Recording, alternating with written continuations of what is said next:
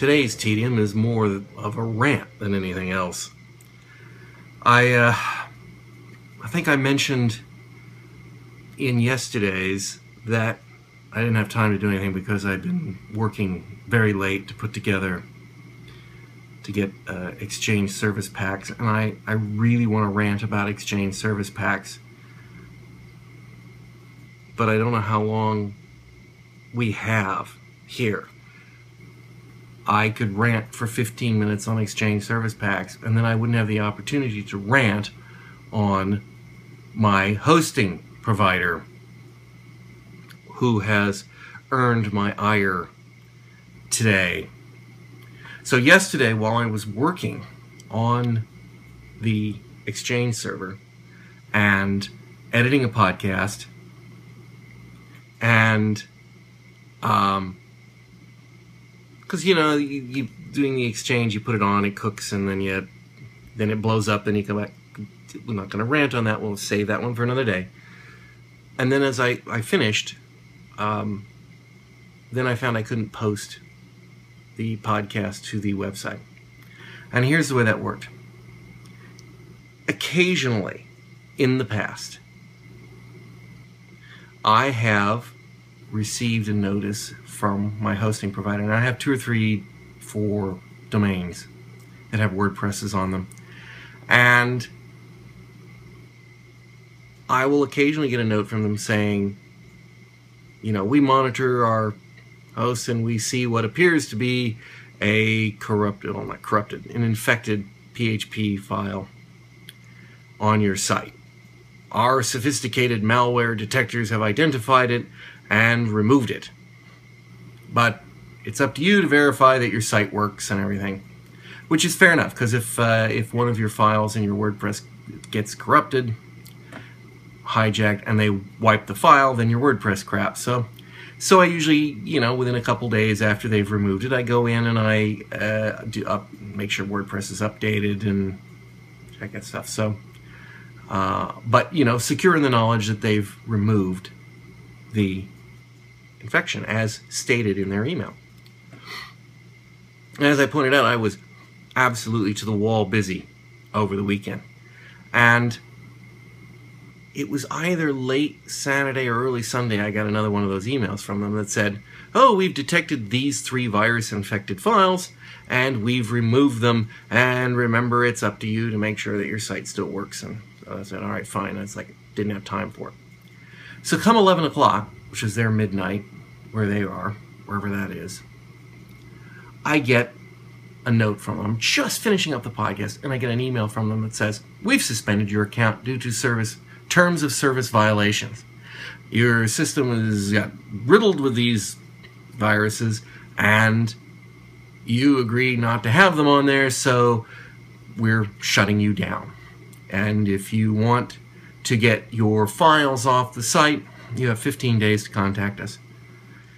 And they give you a phone number. So, of course, I immediately called it, but go figure they weren't there. That was an automated script. So I had to do it today after work, which was a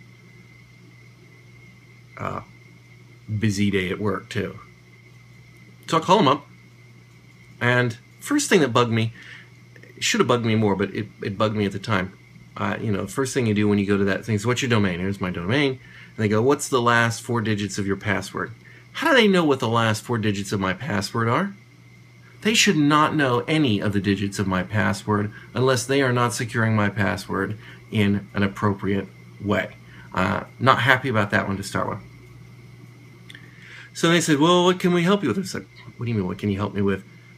It says call this number and tell you about it. And so here it is. You've suspended my account for something, for terms of service violation, virus infection. But I just got email from you a few hours before that saying, all's hunky-dory, you fixed it.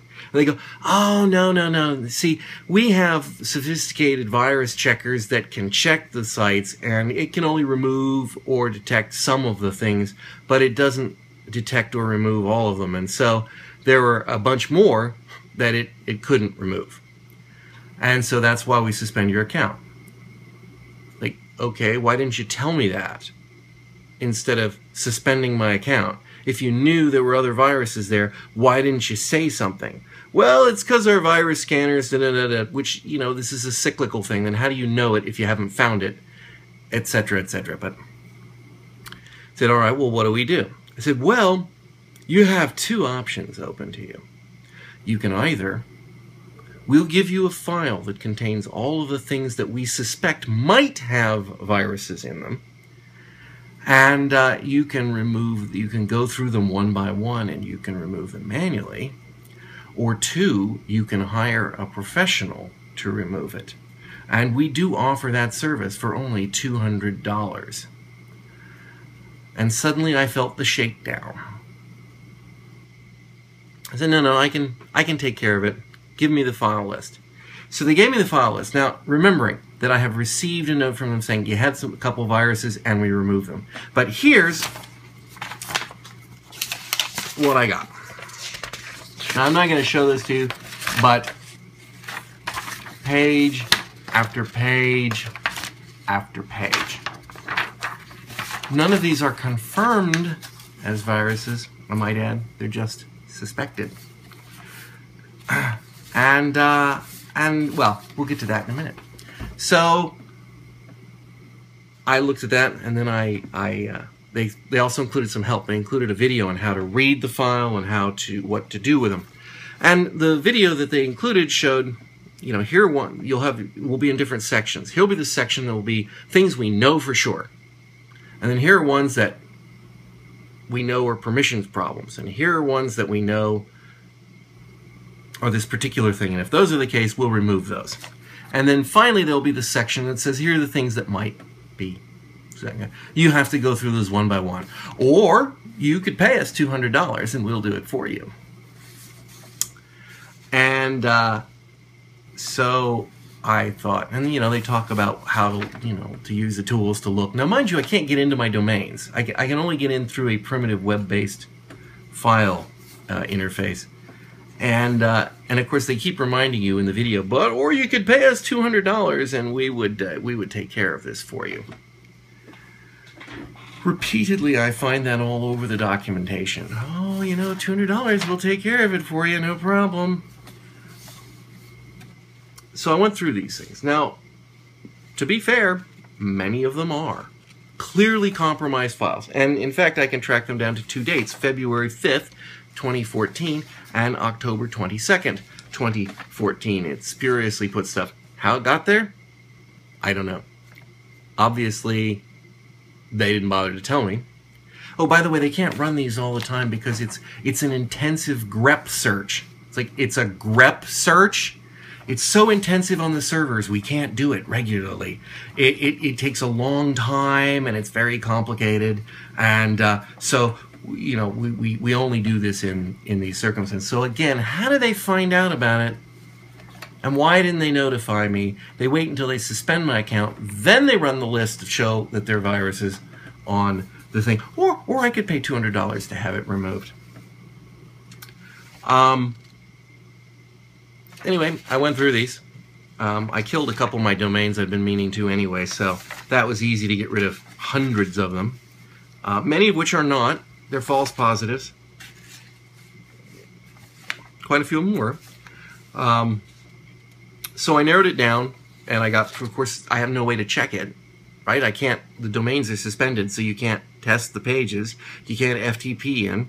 You can't run anything against the sites, and they don't have, so all I can do is say, okay, well, I'm all done. Now, what I did do is I downloaded all the files from my account, and I ran them through a variety of virus checkers, and it found a bunch of stuff and cleaned it up, and then I was able to fix that. But nonetheless, I don't know that it meets their satisfaction. So I contacted them again and told the guy, you know, the same thing. And he said, all right, well, what we'll do is we'll run that again and we'll see. And he said, well, I can see you've got a bunch already. I'm thinking, really?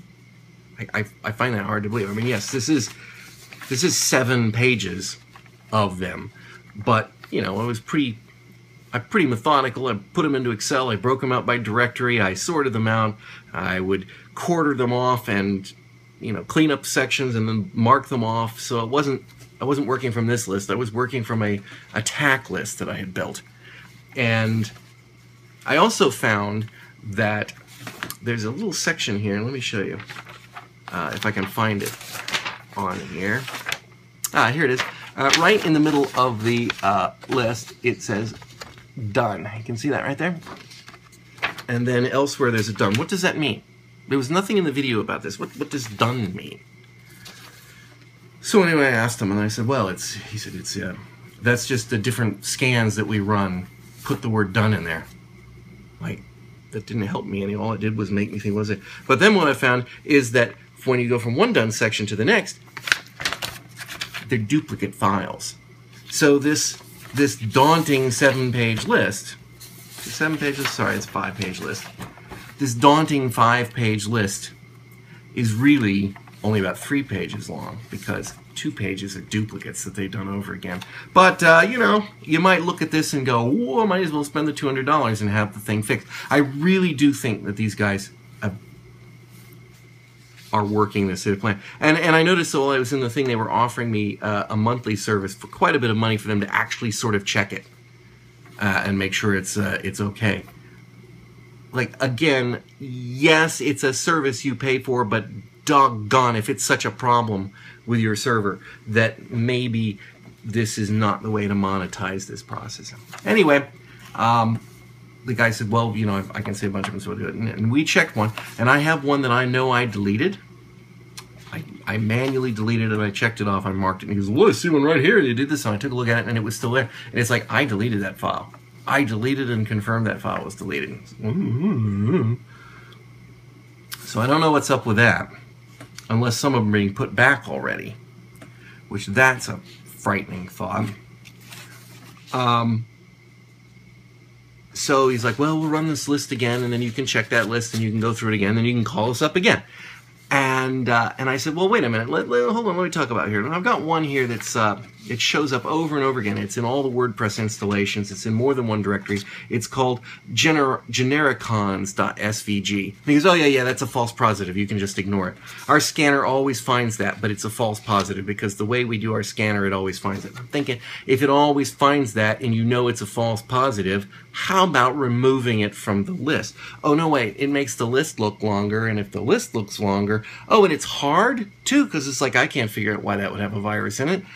Maybe you'd think about, I'd better contact them and pay the $200. I really, this is how conspiracy theories get started, but I really, really genuinely believe that there's something fishy here, and they've lost a customer. Once this is done, I'm finding a new domain host, and I'm out of here. These guys have lost it. I'm not, this is, something's fishy. Anyway, of course, he told me it takes, 40 minutes because it's so power intensive. But I happened to notice that when I went and checked later on that it had completed the entire scan in 3 minutes. So the whole bit about it's too intensive for them to be running and checking all the time is also horseshit. Pardon my French. Horseshit. However they say it. Does anyone know how to say horseshit in French? I don't think it's baguette. I like baguettes. I don't think I'll say that. Anyway, so that is my all evening. And I have a cold, if you can't tell. Coming down with a cold. I thought it was bad allergies, but I'm almost positive it's a cold now. So that's not making me in my best of moods. And I still haven't ranted about Exchange Server, which you can look forward to tomorrow. Oh, but I do have to tell you that today I had to give someone a tutorial on how to use a Freestyle Coke machine, or I would have never gotten my Dr. Pepper, because there's an online tutorial. Well, I don't know if it's online, but there's a interactive tutorial on these Freestyle Coke machines. I didn't realize this. This guy was standing there trying to use the machine, and he could not figure out, of the 4 buttons, it said all drinks, diet drinks, fruit drinks, and no sugar drinks, or whatever it was. He couldn't figure out where to start, even with just push the all drinks button guy. And so he pressed the question mark, and the question mark brought up these pictographs. It said, first, select the type drink you want. And it showed like an infographic of the screen with fake circles on it. And he's pushing on the fake circles trying to select the thing. And then, you know, it moves on to the next one, and it says, then push the big button, which is, there's actually a big metallic button in the middle that once you've selected, then you push that. And he's pushing the screen one that's the representation of it instead of the big one envelope. And then when he got to the end of it, it's like he did it again. And he watched the tutorial again because he didn't make any sense. I don't think he realized he was in the tutorial. And by the time he got into the third time, I finally said, you know, excuse me, sir, but what is it you want to drink? And he goes, oh, I was trying to get a Sprite. I said, well, let me just show you. Here we screen, all drinks, Sprite, push button. Oh, you could tell he was not impressed with the technology. And I was not impressed with the technology. Nor was I impressed with John's camera work, because he was oblivious to the fact that I was standing there behind this guy for fully a minute and a half waiting to get a soda. And he could have pulled out a camera and we could have had some fun, embarrassing footage. But I was too close to the guy to pull out a camera and not make it look tacky. So anyway, if you want to find out about how crummy service packs are on Exchange 2010, remember that what you need to do today is to like, comment, and subscribe, and then I'll have the opportunity to come back next time and complain about Microsoft.